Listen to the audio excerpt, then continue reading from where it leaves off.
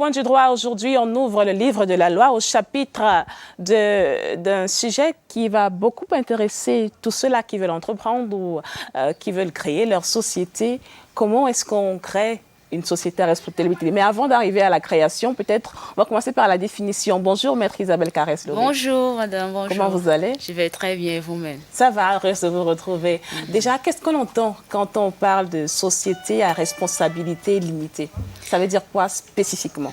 Alors, lorsqu'on parle d'une société à responsabilité limitée, on parle d'un établissement, d'une structure qui limite ses responsabilités légales à ses apports ou à ses investissements. Et c'est une société que tout être ou plusieurs personnes peuvent créer. Ça peut être des personnes physiques ou des personnes morales. Ils peuvent aller de 2 à 100 personnes. Donc voilà un peu ce que c'est de manière très résumée, une société à responsabilité limitée. Donc il faut retenir qu'avec ce type de société, si on a des dettes ou si on a des difficultés dans ce cadre-là, nos obligations ou nos charges seront limitées aux investissements qu'on aurait effectués dans le business. Donc justement, est-ce qu'il y a un capital minimum justement pour créer une salle en particulier? Oui, selon la loi de 2016 qui régit ce secteur-là, au Cameroun, le montant limité est de 100 000 francs. Et les parts sociales sont minimum 5 000. Donc 100 000 francs, c'est le minimum à avoir comme capital pour pouvoir créer cette structure-là ou une société à responsabilité limitée.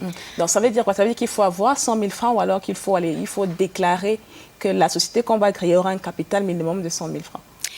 Bon, c'est vrai que déclarer avoir, c'est deux choses différentes. Mais ce que nous savons, c'est que dans les statuts, on doit retrouver au moins un minimum de 100 000 francs.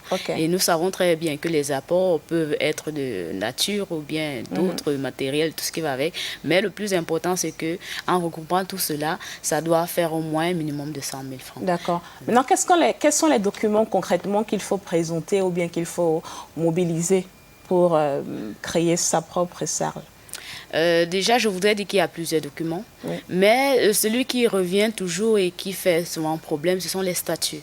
Alors, les statuts peuvent être établis soit par acte notarié ou sous seing privé. Mais avec les statuts établis sous seing privé, il faudrait déjà que ça soit reconnu ou garanti par les centres de formalité de création d'entreprise. On en retrouve un peu dans chaque région. Et également, il faudrait la reconnaissance des écritures et des signatures des parties prenantes. Les parties prenantes ici sont ces personnes-là qui veulent créer la société à responsabilité limitée. Généralement, il y a un document qui nécessite l'intervention d'un notaire. Est-ce que dans le cas de la création des salles, il faut absolument faire recours à un notaire? Oui, déjà, le document dont on parle des statuts. C'est pour ça que tout à l'heure, je disais que les statuts peuvent être rédigés par un notaire ou encore sous seing privé. Mais maintenant, est-ce que c'est obligatoire pour toutes les sociétés à responsabilité limitée? Non. Si on se retrouve avec une société qui a un seul associé, on parle généralement de unipersonnel, on n'a pas besoin que nos statuts soient rédigés par un notaire. Ou encore, le capital doit être inférieur ou égal à 1 million de francs. Voilà les deux circonstances dans lesquelles on n'est pas obligé de passer par voie de notaire. Soit quand on est le seul actionnaire et quand notre capital est inférieur ou égal à 1 million de francs CFA. Oui, bon, ici, on ne va pas parler d'actionnaire, on va parler plutôt d'associé. D'associé, parce que l'actionnaire, c'est dans un autre cadre. Très bien. Revenons sur la notion de statut, parce que c'est très important. C'est un document central dans la création d'une salle. Quels sont les éléments ou les informations qu'on doit pouvoir retrouver dans un statut qui est légalement valable? Oui, c'est vrai qu'il y a tellement d'éléments qu'on doit retrouver, mais je vais prendre comme ça sous la volée. Le plus important. Oui, déjà, il faudrait qu'on puisse identifier les nombres d'associés. Est-ce que c'est une seule personne, ou c'est plusieurs personnes, ou c'est plusieurs personnes morales? De toutes les façons, comme j'ai dit tout à l'heure, ça peut être de personnes physiques ou morales. Et il faudra déjà avoir un siège social. Il faudra, comme on a parlé d'un capital tout à l'heure, un capital social qui est minimum de 100 000 francs. Il faut donner l'objet, la détermination. En fait, il y a plusieurs éléments. Il y a le gérant aussi qu'il faut prendre en compte. Il y a les commissaires. Il y a beaucoup d'éléments qui entrent en compte lorsqu'on rédige les statuts. Oui. Et là, dans le cas où on n'a pas besoin de notaire, c'est un document qui peut se rédiger soi-même, en principe. en quelque sorte. On dirait ainsi, mais moi, je ne conseillerais pas cela parce que, comme j'ai dit, il y a beaucoup de termes techniques. Et les statuts, c'est l'âme de la société. Donc, si on n'a pas la maîtrise, on pourra faire beaucoup d'erreurs et demain après-demain, ça pourra vraiment se retourner contre nous. Donc, il est bon toujours d'avoir les services d'un spécialiste ou d'un expert dans la matière. Parce que quand on dit soi-même, ce n'est pas forcément la personne qui veut créer la structure. Il peut prendre les services d'un expert. Là, il n'a pas besoin d'aller chez le notaire. Ou encore, même quand on parle de notaire, on a toujours besoin d'un accompagnement dans ce sens-là. Oui.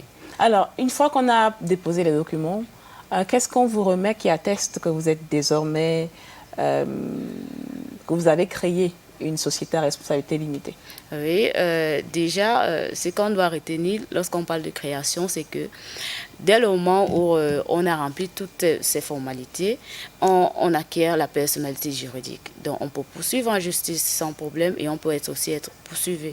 Alors, entre autres, les documents qu'on aura, on aura l'attestation de création de l'entreprise, accompagnée des statuts formalisés, une copie des statuts formalisés, parce que plusieurs copies seront délivrées, mais vous aurez une copie et qui sera à la disposition du public.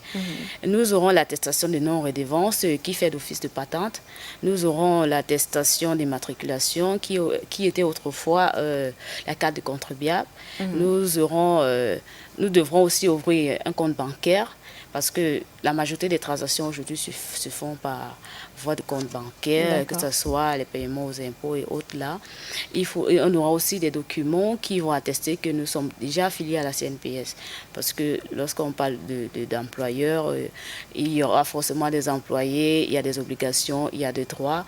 Donc voilà un peu, entre autres, les documents que nous aurons à la fin de la procédure administrative. Maître, j'ai envie de revenir un peu sur les avantages.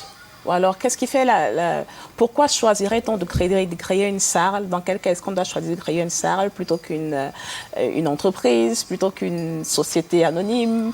Donc, qu'est-ce qui fait la particularité ou l'avantage de mettre sur pied une SARL plutôt? Bon, déjà, ce que je dirais, c'est que entreprise, structure et tout ce qui va avec, je crois que c'est beaucoup plus synonyme. Oui. Mais l'avantage ici, lorsque on est reconnu légalement, c'est qu'on est protégé. On est protégé s'il y a des démarches illicites ou illégales, ou bien si on a des difficultés, on pourra facilement poursuivre les personnes concernées en justice. Et si nous-mêmes aussi, les personnes qui viennent vers nous, vont voir en nous une certaine crédibilité parce que nous sommes reconnus par la loi. Donc voilà un peu, entre autres, les avantages. Parce que si vous n'êtes pas légalement reconnu, vous ne pouvez pas avoir des gros business. Vous ne pouvez pas avoir des investisseurs, vous ne pouvez pas faire un tas de choses en fait. Oui. Et je voudrais aussi rappeler que la société à responsabilité limitée doit aussi se faire enregistrer au niveau du registre des commerces. C'est très important. Et tout ça entre dans le cadre de l'OHADA sur le régime commercial. Très bien. Merci beaucoup, Maître Isabelle Carès-Lobé, pour ces informations. Et on va se dire peut-être à mardi prochain pour, en tout cas, sur Cameroun Délai. On sait que tous les mardis, on aura le point du droit avec un avocat au barreau du Cameroun. Merci. Excellente journée, Maître. Excellente journée aussi à vous et bonne fête. Hein. Surtout avec beaucoup de modération. C'était le point du droit sur Cameroun Délai. À tout de suite.